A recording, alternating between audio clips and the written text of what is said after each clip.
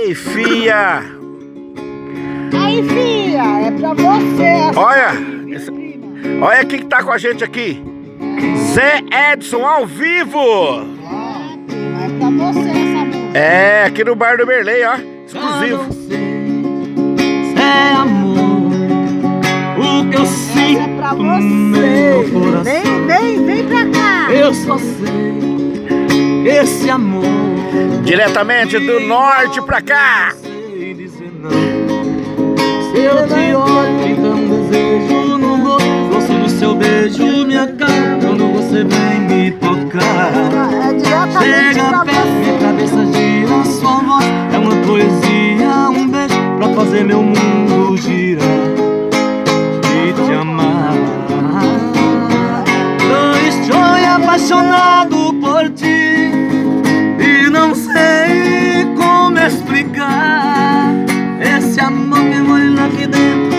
Eu vou ligando em sentimento, eu só sei te amar. Eu estou apaixonado por ti e não sei como explicar esse amor que mora aqui dentro. Eu vou ligando em sentimento, eu só sei te amar. Eu só sei te amar. Filha, tudo pra você. É isso aí, fia, pra você, viu? Vem pra cá, Zé Edson ao vivo aqui com a gente. Já não sei se é amor, o que eu sinto no meu coração. Eu só sei. Quando você vir aqui, nós vai vir aqui nesse barzinho. Me envolve, eu não sei dizer. Diretamente da Bahia, Zé Edson ao vivo com a gente. Doce do seu beijo me acalma quando você vem me tocar.